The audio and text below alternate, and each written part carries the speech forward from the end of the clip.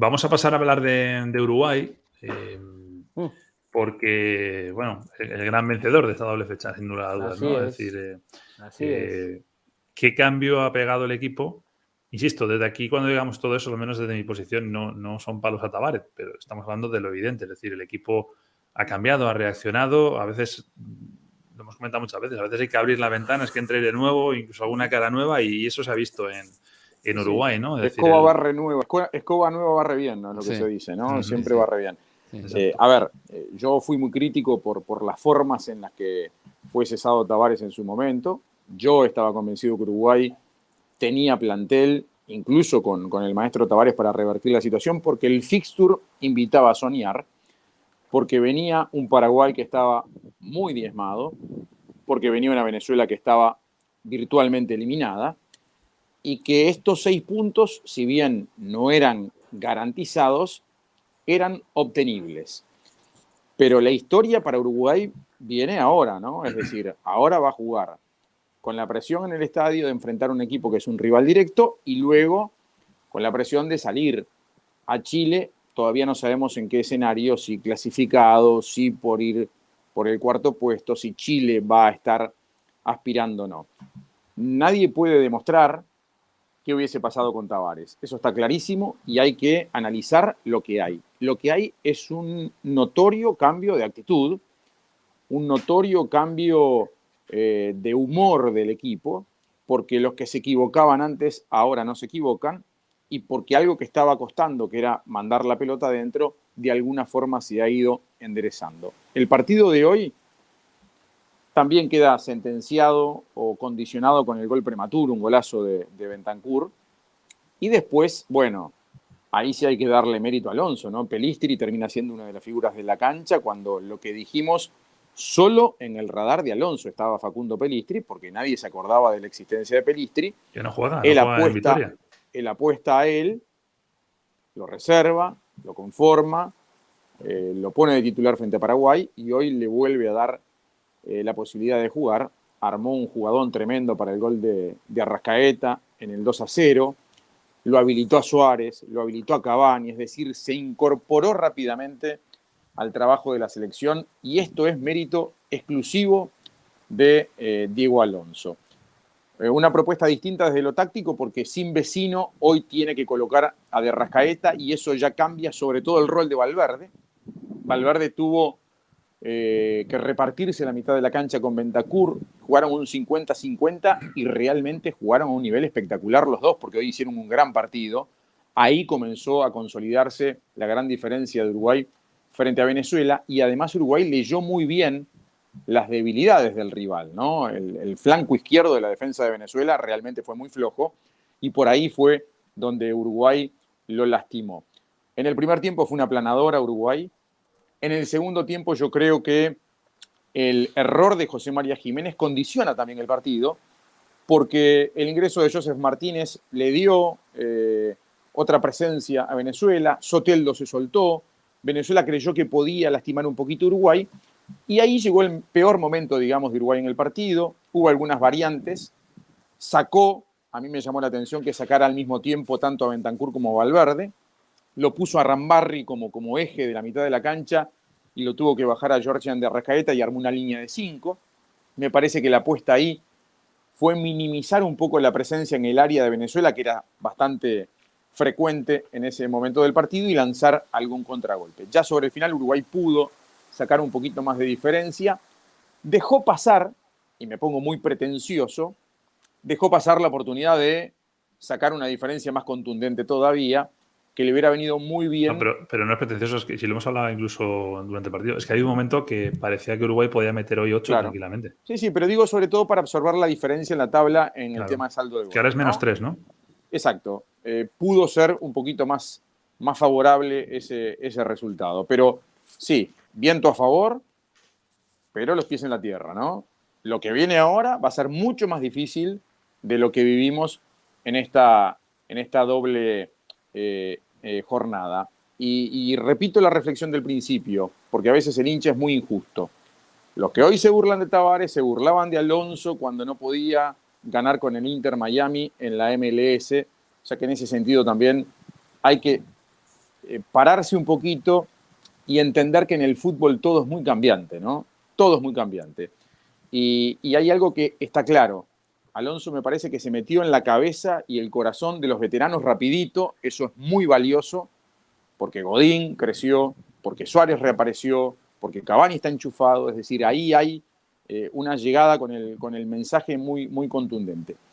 Y para terminar, algo que sí me llamó la atención, en las conferencias previas a este último partido, cuando varios jugadores fueron consultados por los cambios, ¿no?, que se producían a partir de la llegada de Diego Alonso.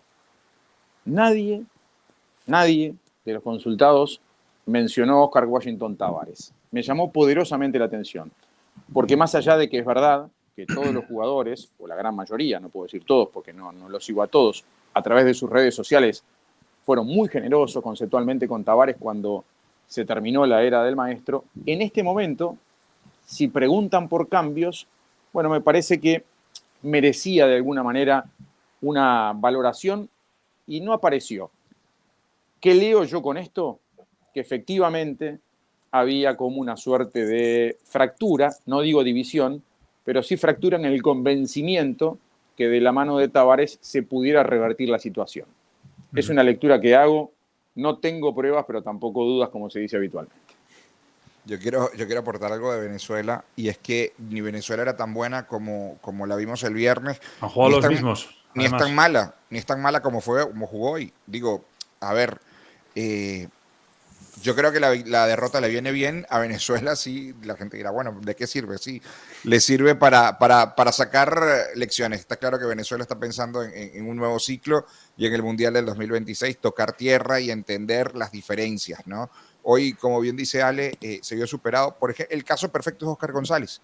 Oscar González tuvo un partido, y lo destacamos el otro día, dándole el mérito a Leo González, extraordinario frente a Bolivia. Y venía siendo una buena eliminatoria porque parecía que había encontrado a Venezuela finalmente el lateral izquierdo. Bueno, hoy los goles llegaron justamente por ahí, justamente esa jugada de Pelistri.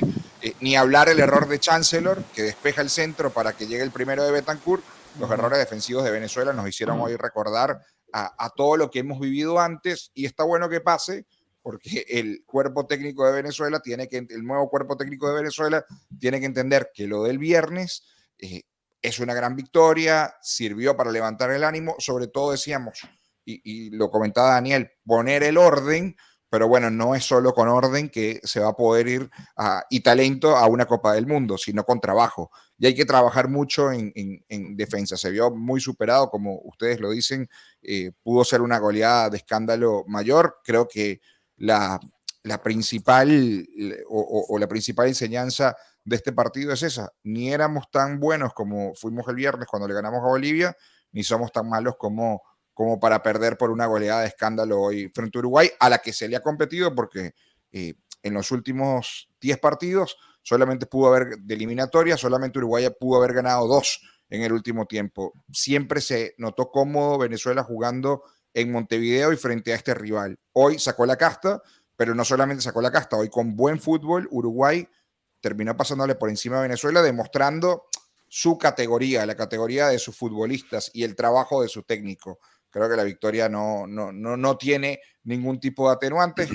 Interesante que Joseph Martínez y Salomón Rondón se juntaron, esos que siempre se habló que era uno u otro y las peleas y esto. Terminó Salomón dándole una asistencia. El otro día fue el abrazo en el tercer gol de imagen. Bueno, hoy fue una asistencia para un Joseph que también seguramente va a ser parte del futuro de la selección de Venezuela. Chicos, bueno, a mí me habría gustado ver cómo planteaba este partido Pekerman si Venezuela tenía posibilidades en los puntos en la eliminatoria. Lo voy a explicar porque yo presuponía que él iba a repetir el equipo por la situación en la que está Venezuela, porque de alguna forma era darle un espaldarazo a los jugadores que le habían respondido en su debut como entrenador de Venezuela. Pero mi interrogante era, independientemente de los nombres, ¿cómo le va a salir a jugar a Uruguay? Y la realidad es que intentó salirle a jugar como a Bolivia y se encontró con una aplanadora que cuando fue a reaccionar ya tenía 3 goles encima. Quiero decir con esto, no es lo mismo encarar a la dinámica que hoy muestra Uruguay que hacerlo con la Bolivia que vimos en Barinas, como dije aquel día, sin la kriptonita de la paz, ¿no? Yo quisiera detenerme en algo, y probablemente la gente esperará que hable más de Venezuela, pero quiero hablar un poco de Diego Alonso, porque yo me precio de haberlo visto mucho a Diego Alonso dirigir. Vi mucho a su Pachuca, vi mucho a su Monterrey y vi bastante el Inter Miami. Yo no estoy muy de acuerdo con esos juicios categóricos sobre su fracaso en el Inter Miami. Y lo voy a explicar. Diego Alonso llegó a dirigir a un equipo que debutaba en la MLS. Cuando un equipo debuta en la MLS hay casos excepcionales como el Atlanta United de Martino que alcanzan instancias muy avanzadas en el torneo. Martino lo sacó campeón al segundo año, pero lo normal es que esos equipos se van armando, se van estructurando año tras año hasta que arman conjuntos competitivos, porque el sistema del fútbol en los Estados Unidos funciona como el resto de los deportes profesionales americanos en eso, ¿no? En cómo se eligen a los jugadores. Hay que hacer un draft donde todos los equipos te ceden futbolistas, es decir, te ceden a lo peor, ¿no? Está buena la explicación. No hay descenso. No hay posibilidad, no hay descenso. Alguno puede pensar, Dani, no, bueno, un equipo cuando empieza, que te lo tenés que formar, pero esto no es una cuestión táctica, sino lo que está explicando Dani es por reglamento de cómo exactamente. Dani, simplemente un paréntesis, porque evidentemente Juice menciona esto. Sí. Entiendo que no lo recibís como una interpretación mía, pero claro que no. No, claro. Pero quiero aclarar que esto también seguramente lo sabés, pero por las dudas, en Uruguay todavía la MLS se mira con recelo. Por eso decía, un técnico, se burlaban de un técnico que no podía ganar en la MLS, es decir, porque desde la ignorancia muchas veces se la subestima a la Liga del Fútbol de los Estados Unidos. Sí, está bien, pero te digo, es que en la MLS competís también contra la MLS, así que el no poder ganar, digamos... No, está bien, pero por eso. Lo que yo quiero explicar es que a cualquier entrenador que le hubiesen entregado al Inter Miami era difícil, era muy complicado, y además de eso quiero aclarar que Alonso clasificó al Inter Miami a los playoffs. Se quedó en la primera ronda de playoffs, ¿no? Pero lo clasificó. A la wildcard esta, ¿no? Lo clasificó, y el técnico actual, Phil Neville, no los clasificó en el segundo año con un plantel más fuerte. Es decir, cada cosa dicha como corresponde. Ahora, con Monterrey consiguió títulos, a Pachuca lo hizo campeón y lo llevó a un Mundial de Clubes, es decir, ganó una Liga de Campeones de la CONCACAF, y sobre todas las cosas siempre dejó la impronta de un técnico que gusta del fútbol que Uruguay mostró en estos dos partidos. Un fútbol dinámico, un fútbol de intercambio de posiciones permanentes. Yo no sé, fíjate, tú has visto mucho más a Uruguay que cualquiera de nosotros, pero yo hacía rato que no veía a un Uruguay con un funcionamiento como este. Es decir, lo del maestro Tavares fue muy bueno, fue extraordinario, pero estamos hablando de otro tipo de juego, de otro tipo de fútbol. Y a mí me estaba agotado, yo creo, en todos los sentidos de la palabra. Y que es un entrenador diferente, es un entrenador distinto al que llegó. Y bueno, o sea, Alonso puso su mano, puso su toque, y yo quisiera además decir que muchas veces solemos analizar a estos entrenadores que llegan con muy poco tiempo, y sobre todo en selecciones nacionales, y decimos que el espacio para trabajar es mínimo, que no se le puede exigir que se vea su funcionamiento, que se note su mano. Y Alonso lo dijo en la conferencia de prensa cuando lo presentaron, que él iba a tratar de ganarle tiempo al tiempo, y explicó cómo lo iba a hacer. Y la realidad es que le ganó tiempo al tiempo. Porque, bueno, Jiménez en esa conferencia que yo hacía referencia antes del partido, lo que destaca es el trabajo táctico de los entrenamientos que hizo Diego Alonso en estos días. Entonces, cuando uno ve eso, después me pueden decir que Venezuela, que no era un rival, que las dos selecciones estaban eliminadas, Paraguay y lo que tú quieras, pero yo no sé si la selección del maestro Tavares habría sido tan clara, tan contundente en su juego como esta. Hay que ver las llegadas de Uruguay masivas, incorporando gente al área permanentemente, muchos elementos por delante de la línea del balón, proyectando a los laterales, volantes con llegada, una situación que dejaba siempre a los delanteros en ventaja. Es decir, todo eso hay que apreciarlo como parte de lo que Alonso le aportó a la selección uruguaya en estos dos partidos. La sensación que a mí me dejó es que Uruguay encontró en muy poco tiempo un funcionamiento que con Tavares no acababa de hallar. Es decir, ya era un equipo muy predecible. Entonces, para mí, por eso es lo más destacado de esta doble fecha, más allá de los 6 puntos, ¿no? Morita, no he dicho nada de esto. Sí, no, yo lo único que quiero decir a favor de Venezuela es que lo que menos me importó hoy fue el resultado. La derrota de Venezuela a mí no me alarma porque Venezuela tiene una ventaja muy grande. Está empezando en caliente un proceso eliminatorio con un entrenador nuevo que asume este reto, porque pudieron haber esperado a que terminara la eliminatoria e iniciar de nuevo 2 años. No, él lo hace ya con otro detalle. Las selecciones que está enfrentando en la próxima eliminatoria son muchas selecciones que no van a tener a los rivales que tiene hoy. Es decir, la Uruguay que vaya a enfrentar, Venezuela no va a tener ni a Suárez ni a Cavani. La Colombia que vaya a enfrentar posteriormente Venezuela no va a tener a James, Cuadrado, Falcao y otros. Pero para no vos va... eso es una ventaja. Espera, para si mí sí, porque tiene un proceso de renovación bien interesante de la selección venezolana que inició así a golpe con Leo González y con otros elementos, y tiene a Machís, y tiene a Soteldo, y tiene otros jugadores ahí creciendo, y este señor Pekerman se va a encargar no solo de las mayores, sino de las selecciones sub-20, sub-17, y ahí Venezuela puede encontrar un Potosí. Entonces yo sí creo que lo que menos tiene que preocuparle al venezolano hoy es que Uruguay le haya metido 4-1, ¿sí? A lo mejor en la próxima fecha pierde otra vez y en la última fecha vuelve a perder. Eso es lo de menos, porque están haciendo un proceso con unos jugadores jóvenes que cuando ya enfrenten la próxima eliminatoria ya tienen el cuero duro y va a ser un rival muy difícil, no va a seguir siendo la cenicienta de Sudamérica, más allá de que los cupos se hayan ampliado a 7 o a 8, a lo que sea, porque yo creo que Venezuela, la Venezuela de Pekerman, vuelvo y lo digo, no es igual a la Venezuela que hemos visto anteriormente en la historia. Por cierto, ¿alguno ha entendido el tema del... No ha tenido trascendencia en el resultado, pero lo del tema del penalti repetido?